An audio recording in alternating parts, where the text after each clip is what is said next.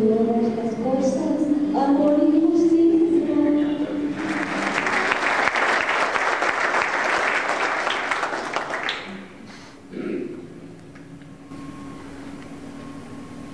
Distinguido señor presidente del Colegio de Abogados, doctor Eric Fernández, distinguidos magistrados del Tribunal Constitucional que nos honran con su presencia, distinguido doctor Andrade, fiscal general adjunto de la República, doctora María del Carmen Ponce de Rocha, presidenta de la Corte Superior del Distrito, distinguido amigo y gran penalista, doctor Fernando Villanueva Lucía, quien especialmente ha venido este paso para participar en este acto, distinguidos colegas, queridos amigos. Generalmente, la presentación de un libro es una síntesis del mismo, pero esta vez, ante público tan selecto, quisiera abarcar un poco más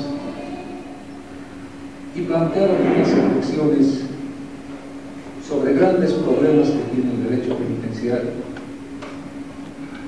Y al respecto señalar que según nuestra legislación penal, la pena cumple 3 finalidades: castiga, previene y rehabilita. Desde luego que la pena privativa de libertad es un castigo porque afecta a uno de los bienes jurídicos más preciados del ser humano, cuál es el de la libertad. También la pena previene porque es una advertencia para todos sobre lo que les espera si persisten en el camino del peligro. Y por último, la pena, según nuestra ley, rehabilita. Pero es aquí donde yo quiero detenerme para preguntar si realmente el preso puede rehabilitarse en nuestras cárceles. Quienes hemos trabajado en el sistema penitenciario, no aceptamos que en esos centros de ocio, de drogadicción, alcoholismo, promiscuidad, hacinamiento, pueda alguien rehabilitarse. Es decir, pueda alguien salir mejor de lo que entró. Lamentablemente, existe un gran divorcio entre lo que dice la ley y lo que es la realidad. Por una parte, la ley nos está diciendo que los establecimientos penitenciarios deben ser verdaderos institutos educativos, donde el hombre pueda formarse incluso profesionalmente, donde el condenado pueda tener gabinete de trabajo, de estudio, gabinete psicológico, gabinete deportivo, gabinete jurídico, es decir, todos aquellos elementos que se necesita para mejorar al hombre delincuente. Sin embargo, la realidad nos demuestra que de las cárceles se sale peor de lo que se entró. Lamentablemente las cárceles no rehabilitan. Y ustedes saben, porque a diario escuchan, que incluso desde algunas cárceles se dirigen verdaderas mafias organizadas.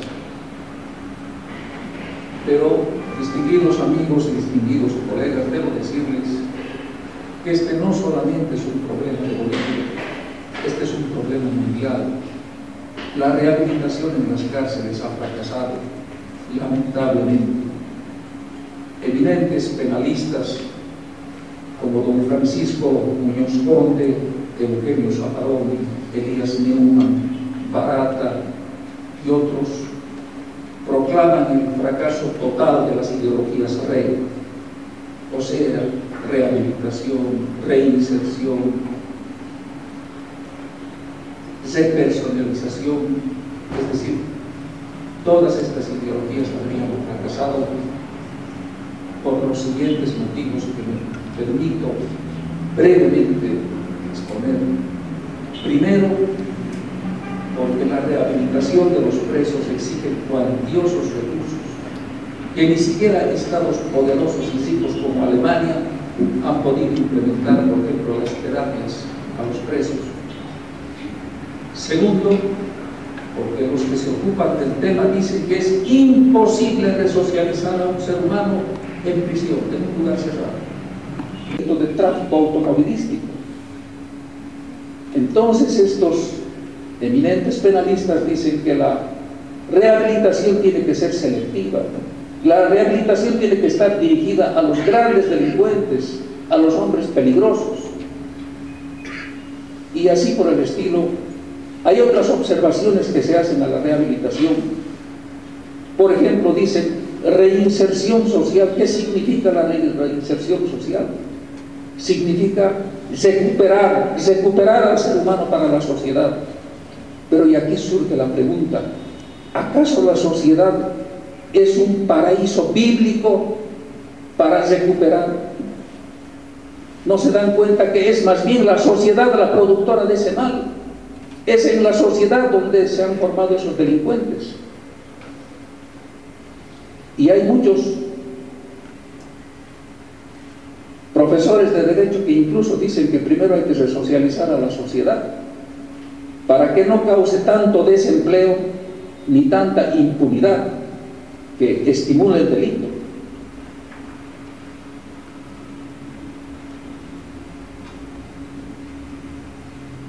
Y hay algo más, distinguidos colegas, y esto ya es parte de mi experiencia personal. Yo trabajé varios años como juez de vigilancia en las cárceles de Cochabamba y también en las cárceles de todo Bolivia vía derechos humanos.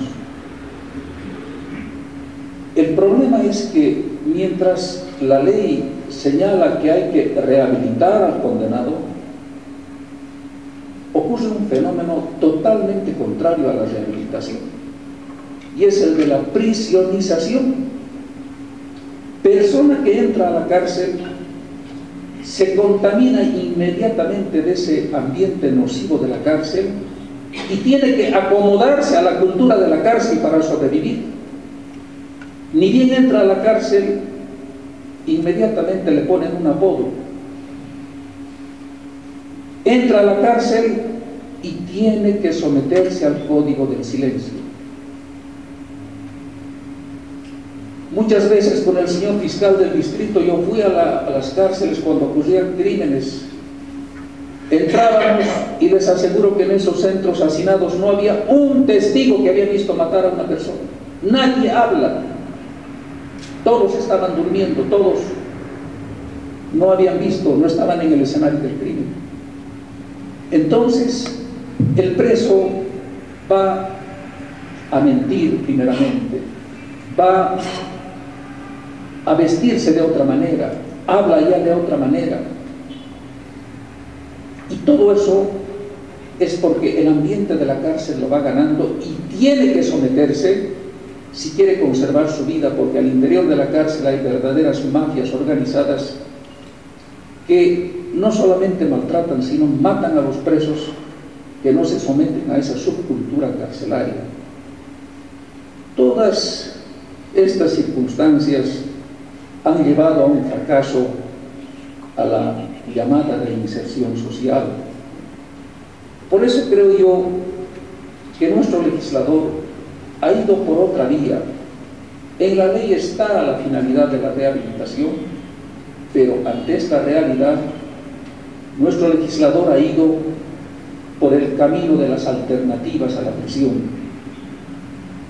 Ahora, en el nuevo Código de Procedimiento Penal, en el Código Penal, en la Ley de Ejecución de Penas, existen muchísimas alternativas, tanto para la detención preventiva como para la prisión. Cuando yo trabajé en el sistema carcelario, La cantidad de presos que había en las cárceles era realmente inaudita. Las dos tradicionales cárceles de Cochabamba resultaron en extremo pequeñas para albergar a los cientos de presos que llegaban de Chapala. En 1.200 metros cuadrados que tiene la cárcel de San Sebastián, vivían 600 presos y sus familias, con sus esposas e hijos, que sumaban 1.500 personas viviendo en 1.200 metros cuadrados. Ante esta desesperante situación se tuvo que habilitar un viejo galpón de la alcaldía donde se vendía papa, un galpón al que no entraba el sol. Es la cárcel de San Antonio.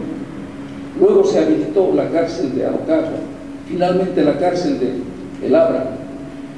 Las celdas de la FELC y de Humo Pari en Chapala estaban repletas de presos, de Quillacollo y de Sacaba, pero no abastecían. Las oficinas de la FELC, aquí dos pequeños cuartos, había por lo menos 80 presos. En las pequeñas celdas de la policía había unos 140 presos. La verdad, distinguidos colegas, nuestras leyes estaban enfermas de pena de prisión. Se detenía a familias enteras. En una visita que hice al Chapala, incluso encontré presos de 5 y 6 años. En el libro van a ver ustedes las fotos, muchachos de 5 o 6 años. Nadie pudo explicarme qué es lo que hacían ellos detenidos. Posteriormente alguna gente me dijo, los detienen a estos niños para que delaten a sus padres. Y esa es una verdadera violación de los derechos humanos. Entonces ha sido un tema a la cárcel abierta, porque debo decirles que me ha parecido una gran innovación que en la Ley de Ejecución de Penas, cuyo autor principal nos honra con su visita, el doctor Wilmer Durán, fue el presidente de la comisión que elaboró esa ley, han introducido un tipo de establecimiento abierto que no existe aún en la realidad, pero lo valioso es que esté en la ley y es probable que en el futuro se lo implemente. Ustedes en el libro van a leer muchos aspectos de la realidad carcelaria y debo señalarles que hasta antes de la vigencia plena del Código, diciembre de 1999, en las cárceles de Cochabamba había 2.500 presos. Actualmente, 30 de agosto del presente año, existen en todas las cárceles de Cochabamba 1.009 presos, lo que significa un despoblamiento del 70%. Esto en razón de que al fin se está aplicando el principio de presunción de inocencia. Las cárceles se están despoblando. He hecho una visita a algunas de ellas y es para no creer que allá ya no hay los presos que yo había visto en gestiones pasadas. Pero también esto ha tenido un impacto en el crecimiento de la delincuencia por las medidas cautelares. Pero ustedes saben que hace un mes el país ha estrenado una nueva ley de seguridad ciudadana, se han hecho unos ajustes al nuevo Código de Procedimiento Penal, por lo que creo yo que va a haber seguridad para la población. Finalmente, queridos amigos, todo esto lo van a encontrar en el libro. Debo decirles que en los años que trabajé en el sistema penitenciario, lo que más me sorprendía era la gran dispersión normativa. No había un libro que reúna todas las leyes circulares, reglamentos o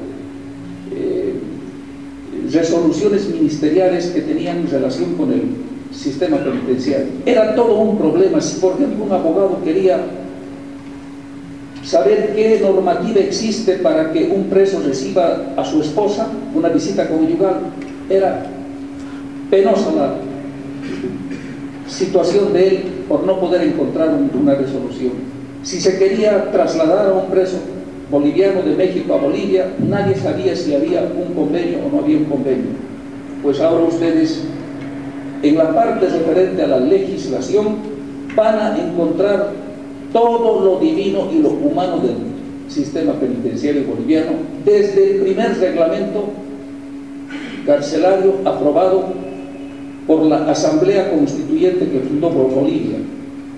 Yo he incorporado todas estas leyes a objeto de que los estudiosos de la materia puedan seguir la evolución de la prisión y de la pena en Bolivia.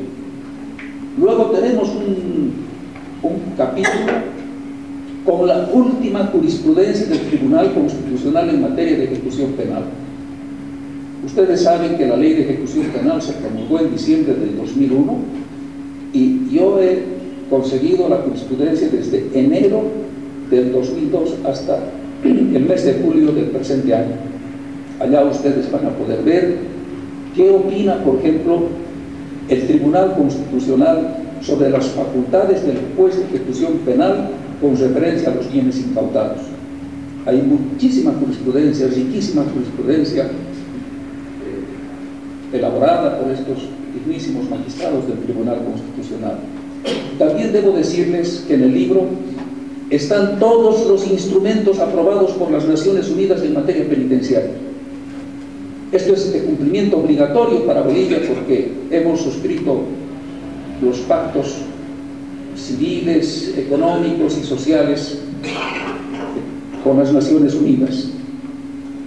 Ahí van a encontrar las reglas mínimas para el tratamiento de delincuentes, las reglas mínimas para el tratamiento de menores presos, ancianos presos, enfermos, es decir, todo lo que las Naciones Unidas tienen en este campo. Pero algo más, como este problema del delito es sumamente delicado, las Naciones Unidas desde el año 1955 reúnen cada 5 años a los más eminentes jurisconsultos del planeta para que en congresos que se llaman de prevención del delito y tratamiento del delincuente elaboren directrices en materia penitenciaria y en materia penal. Uno en Caracas y otro en La Habana. He hecho un resumen de los 10 congresos que están en el libro sobre las directrices que dan estos congresos en materia penitenciaria. Y finalmente están los convenios bilaterales suscritos por Bolivia con la comunidad internacional, con referencia al traslado de presos. Sé que últimamente está en trámite la aprobación del traslado de presos con la Unión Europea. Todavía no ha aprobado nuestro Estado, pero lo he incluido para ilustrar el libro y para que ustedes tengan un valioso material de trabajo. Distinguidos colegas, yo aspiro a que este libro sea una obra de consulta, una guía en el trabajo para los colegas fiscales, policías, docentes, estudiantes universitarios, jueces, etc. Y también, distinguidos amigos, aspiro a que este libro sea un aporte al estudio del derecho penitenciario boliviano. Gracias.